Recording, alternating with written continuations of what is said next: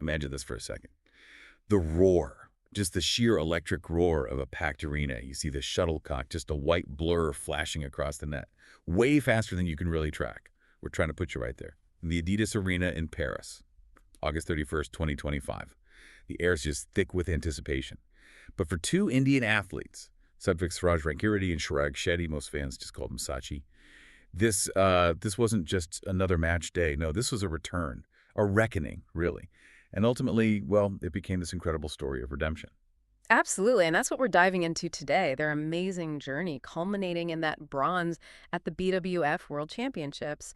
But, like you said, it's so much more than the medal itself. It's this story of, frankly, raw resilience. Yeah. Facing down not just tough opponents, but their own history, their own demons, in the exact same place where their Olympic dreams, well, they kind of fell apart just a year before. Yeah, it really grips you, doesn't it? It's that kind of comeback narrative that just reminds you why sport can be so powerful, so captivating. It really does. And what's fascinating, truly, is digging into how Sachi managed to turn that really devastating Olympic exit into a world championship triumph.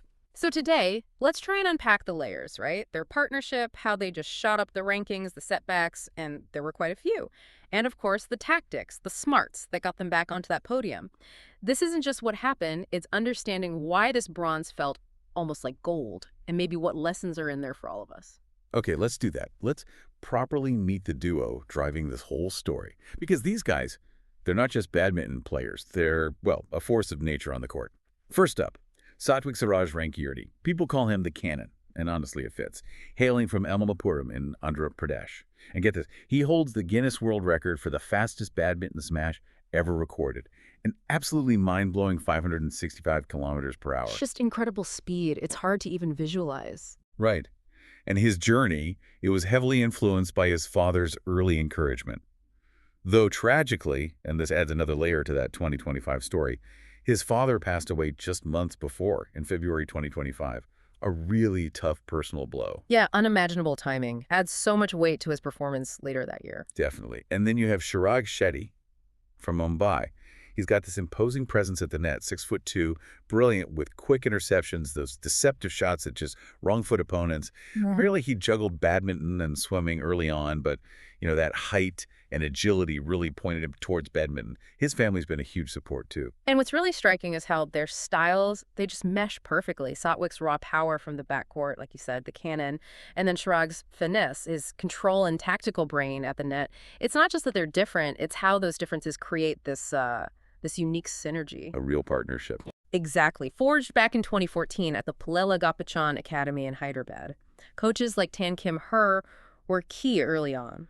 It's more than just skill. You see this brotherhood between them. The shared laughs, the inside jokes, apparently even Bollywood references to break the tension. It really makes you think about how vital that kind of bond, those complementary skills, are in any team, right? Not just sports. Absolutely. Yeah. And that bond, that synergy, it really fueled this incredible rise. It wasn't slow and steady. It felt, well, meteoric. They basically put Indian men's doubles firmly on the global badminton map. You look back, their first international title was the 2016 Vietnam International Challenge. Small beginnings, maybe. But it showed potential. Right. Then came 2018, the Commonwealth Games in Gold Coast, Australia. They win gold, beating England's Ellis and Langridge. That felt like a huge moment, a real statement for Indian badminton. Yeah. Then 2019, they go and stun the reigning world champions, China's Li Junhui and Liu Yushin, to win the Thailand Open Super 500. That was their first BWF World Tour title. Big step up. Huge step. Winning a Super 500 against world champs, that really announced their arrival at the elite level. And they just kept building. 2022 was massive. They got India's first ever men's doubles bronze at the World Championships in Tokyo. And they were absolutely crucial in India's historic Thomas Cup win, beating Indonesia for the first time. That was monumental. Oh, and that's also around when Satwik's record smash got officially clocked. A pretty good year then. You could say that. And then 2023, maybe the peak before the Olympics. Gold at the Asian Games in Hangzhou, another first for an Indian men's doubles pair. Plus, a massive win at the Indonesia Open Super 1000, beating Malaysia's Aaron Chia and Sowoyik. Remember those names. We definitely will. And looking at that whole trajectory and all those consistent results across the big tournaments, the Super 500, 750s, 1000s, it naturally led them to hitting world #1 in October 2023. which is incredible, but also makes you think, what does it actually take to sustain that level? Especially in doubles, where the competition is just relentless, with powerhouses from across Asia and Europe. Yeah, it's a great question. Because that path, it wasn't smooth. Glory rarely is it? For SatChi, success was often, well, shadowed by some pretty major setbacks. The human side of it all. Satwik especially has had a rough run with injuries. Shoulder, knee, back, elbow. Just a laundry list. Yeah. There was lingering pain even after the 2024 Olympics. He had to pull out of the Badminton Asia Championships in April 2024 because of it. And Chirag's had his own issues too, abdominal and back problems. They even missed the China Open in 2019 because of it. Injuries are just part of the game at that level, sadly, but it's the frequency and timing that can be brutal. And then on top of the physical stuff, life threw more at Satwik. Yeah. Getting chickenpox in early 2025, that's tough enough for anyone, let alone an elite athlete. But combine that with the profound personal grief of losing his father in February 2025. You can only imagine how that impacted his training, his focus, everything. Absolutely devastating. And it really highlights the immense toll that elite sport demands, physically and mentally. But their ability to bounce back again and again is honestly remarkable. It speaks volumes about their dedication, not just on court, but to the whole process, physio, yoga, mental conditioning, their support team, the nutritionists, the psychologists. They clearly played a massive role in just keeping them in the fight. It proves it's not just about talent, right? It's that holistic resilience. So true. It makes you think about how you navigate those personal hits, those injuries in your own life and who you lean on. Exactly. That support system is key. Which brings us to that moment that casts such a long shadow. Paris, 2024, the Olympics. The stakes couldn't have been higher. July 26th to August 11th, 2024. And where was it held? The Adidas Arena, the exact same venue we started talking about. SatChi went in, ranked world number 3, medal favorites. Huge expectations. The pressure must have been immense. You bet. They looked good in the group stage, sailed through pretty comfortably. But then came the quarterfinals, and who do they draw? Their nemesis, Malaysia's Aaron Chia and So Woyik. Ah, that matchup again. Always tight, always intense between those pairs. This one was a heartbreaker, a real nail-biter. But the Malaysians, with those clever flick serves, their incredible defense, they just managed to edge out SatChi's attack. The score tells the story. 21-13 to SatChi in the first, then 14-21, 16-21. They lost in 3. Afterwards, they admitted making tactical mistakes, maybe rushing things, going for kills too early. The disappointment was just palpable. Olympic dreams dashed, empty-handed. Oh, brutal. And losing like that in the quarters when you're a top seed and against those rivals, how do you even begin to process that kind of public, profound disappointment? That feeling, that specific loss, it clearly didn't just go away. It lingered. It became fuel, didn't it? Seems like it. That pain, that maybe feeling of unfinished business, it absolutely became the catalyst for what came next. It shows how sometimes the biggest defeats can actually ignite the strongest comebacks. Okay, so let's fast forward. 1 year later, 2025. It's been a tough year since the Olympics injuries, limited tournaments, but now the World Championships are back in Paris, August 25th to 31st, back in the Adidas Arena. Talk about destiny. SatChi are seated lower this time, number 9, because of that injury hit period. But you just knew they were there to rewrite that story, to face those ghosts. Chance for closure, right on the same stage. Incredible narrative potential. And then the draw comes out.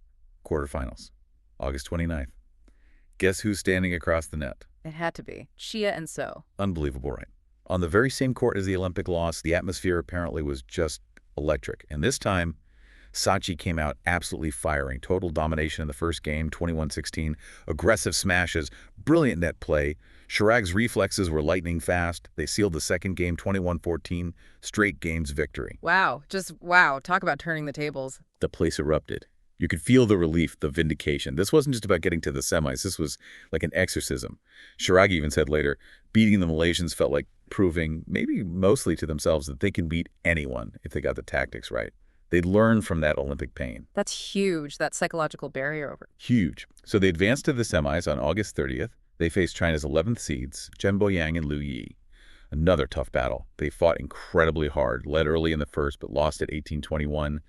They dug deep, won the second 21-13 Satwik's power, Chirag's touch. It was all on display.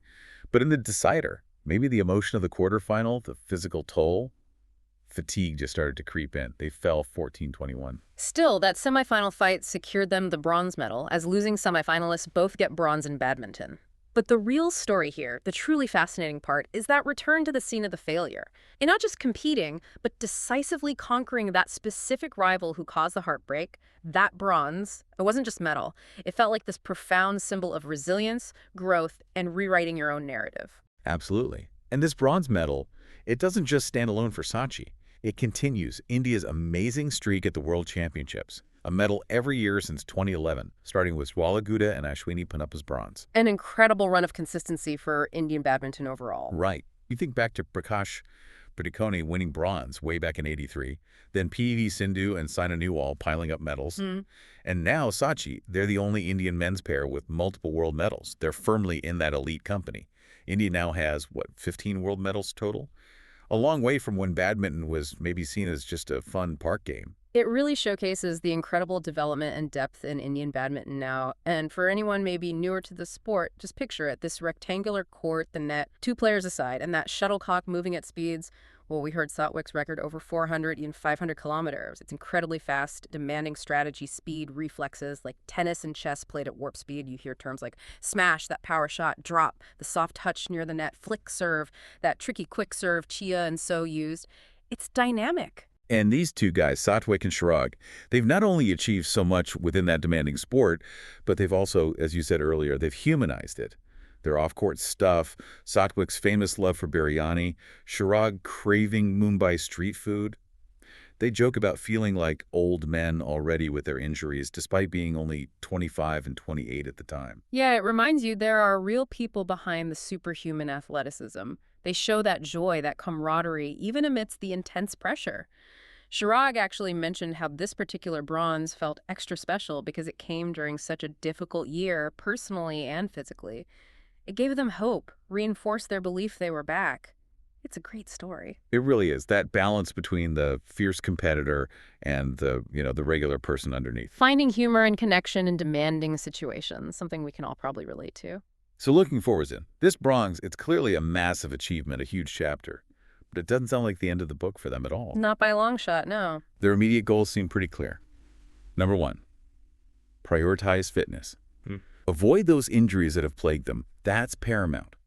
Then, consistently reaching tournament finals again and making sure they qualify for the big year-end BWF World Tour Finals in December 2025. Gotta be aiming for those big Sunday matches regularly. Exactly. And longer term. Well, Los Angeles 2028, the Olympics, that looms large. They've explicitly said they want to stay injury-free and peak for LA. And Chirag's already talking about upgrading the medal color at the 2026 World Championships, which are going to be in New Delhi. Imagine that, winning big on home soil. That would be incredible. And it brings up another interesting point, doesn't it? How do you keep that fire burning, that ambition high after you've achieved such a significant emotional redemption like that Paris bronze? Their clear commitment to keep improving, to not rest on laurels despite everything they've already won and overcome, it's a really powerful example for anyone chasing long-term goals, I think. Definitely. Always looking ahead, building on the successes and the lessons from the setbacks. So wrapping this up, what's the big picture here? Satwiksairaj, Rankireddy, and Chirag Shetty's journey to that 2025 World Championship bronze in Paris. It's just a stunning example of resilience, isn't it? Taking the absolute sting of Olympic heartbreak, batting personal tragedy, battling relentless injuries, and channeling all of that into triumph, and doing it on the very same court where things fell apart a year earlier.